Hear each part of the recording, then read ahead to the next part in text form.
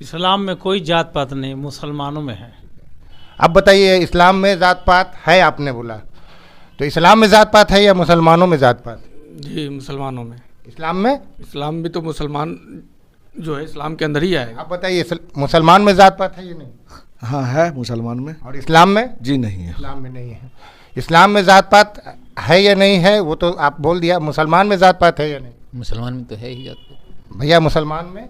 मुसलमान में जात पे रात भी कूट कूट कर भरा हुआ। मुसलमान में जात पात है या नहीं? हाँ बिल्कुल है, मुसलमानों में बिरादरी है, शोषित समाज के लोग हम लोग हैं, जो बिल्कुल बिरादरी में है, जात पात है।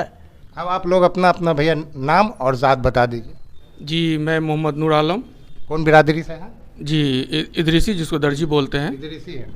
आप सर? मेरा नाम मोहम्मद तारिक अनवर अंसारी। सारी बिरादरी से। आप भैया? मोहम्मद शब्बीर आलम अंसारी से। आप सर? मोहम्मद रियाजुद्दीन बख्खो। आप सर? नज़ीर अहमद अंसारी, तो नाम में ही अंसारी लगा इसलिए अंसारी है। आप? डॉक्टर नसीम अनवर अंसारी। भारत जब सेकुलर डेमोक्रेटिक कंट्री है तो उस पर धार्मिक प्रतिबंध क्यों लगाया गया है, जबकि बौद्ध को, आपको, सिखों को और हिंदुओं को दिया गया है? तो आप जब ये डिमांड करते हैं तो क्या आपको अशराफ मुसलमान का समर्थन मिलता है?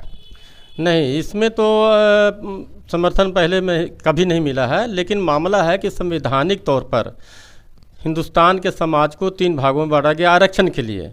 एक हो गया 340 जिसको बैकवर्ड कहते हैं, एक हो गया 341 जिसको दलित कहते हैं, और एक हो गया 342 जिसको आप आदिवासी ट्राइबल कहते हैं।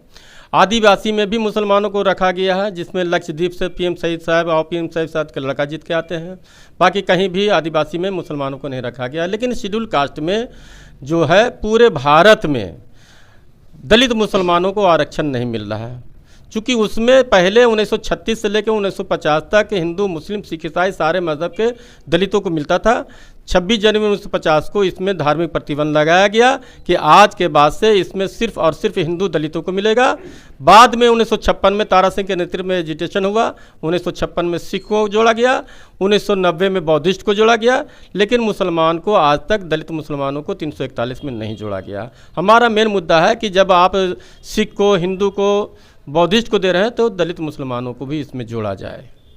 इसके अलावा हम लोग अभी जन जागरण चला करके अवेयरनेस करेंगे, अपने पसमानदा को जागरूक करेंगे। जो हमारा मुद्दा रहित रहेगा, जो हमको पसमानदा को हक हुकूक देगा संवैधानिक तौर पर, जो हमें जो है कि हिस्से में भागीदारी देगी, हम उसको जो है कि वोट कराएंगे, और जो हमें नहीं देगा हम उसके जो कि विरोध में जाएंगे।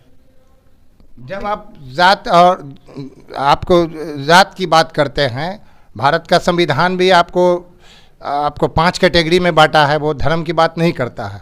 आप जब कैटेगरी की बात करते हैं कि हमारा जो, जैसे कि पसमानदा तबका में भी बहुत सारी जात है, उसके आप हक हुकूक की बात करते हैं, तो आपको बहुत सारी मजहबी जमात है, जैसे इमारत शरिया हुआ, मुस्लिम पर्सनल लॉ बोर्ड हो गया, इदारा शरिया हुआ, जमात इस्लामी हो गया, जमात उलमाए हिंद हो गया। इन लोगों का कहना है कि जब आप समाज की बात करते हैं तो वो कहते हैं इस्लाम में ज़ात पात नहीं है। तो ठीक है, इस्लाम में ज़ात पात नहीं है, समाज में तो ज़ात पात है। आप सामाजिक आधार पर रिजर्वेशन मांगते हैं, तो वो आपका साथ आखिर क्यों नहीं देते हैं? वो हमारा प्रतिनिधित्व करता ही नहीं है शुरू से लेकर के आखिर तक। चूँकि हमने पहले भी बता दिया कि अशराफ मुसलमान कभी भी हमारा प्रतिनिधित्व नहीं करता है, तो हमारी बात क्यों करेगा?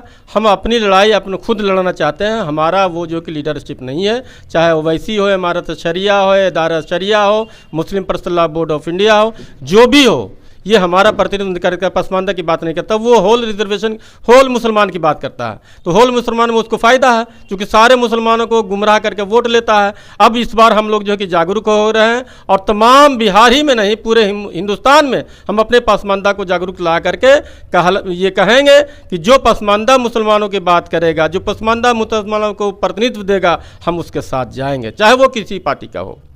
मुस्लिम बेस्ड जो बहुत सारी जो पॉलिटिकल पार्टी है, उसमें ओवैसी साहब की भी एक पार्टी है जो अक्सर कहती है कि 2% वाले का नेता है, 3% वाले का, ये हिंदुओं के लिए कहते हैं, वो 3% वाले का नेता है, 5% वाले का नेता है। हमारी आबादी 18% है, और तो हमें अपना नेता घोषित कर दो।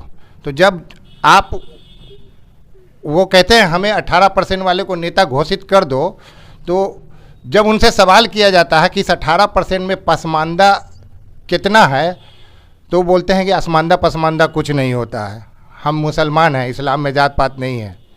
तो वो समाज की बात क्यों नहीं करते हैं? सवाल ये पैदा होता है कि आपको अगर इनोवा कार दे दिया जाए चलने के लिए, तो आप रिक्शा पर चलने वाला, पैदल चलने वाले को पलट के देखिएगा? नहीं ना देखिएगा। तो उनको तो बुलेट प्रूफ गाड़ी मिला हुआ है, Y+ सुरक्षा मिला हुआ है, वो पार्लियामेंट में जाके बैठते हैं, वो एसी में जाके सोते हैं, पूरी ज़िंदगी एसी में रहे हैं। उनको क्या पता कि पसमानदा का दर्द क्या है, गाछ के नीचे सोने वाले का दर्द क्या है, राउटी के नीचे ज़िंदगी काटने वाले का दर्द क्या है, रंगरेज का दर्द क्या है, बक्खों का दर्द क्या है, पमरिया का दर्द क्या है, नट का दर्द क्या है, उसको क्या पता? वो क्या जानने गया? उसके बारे में क्या जानने गया?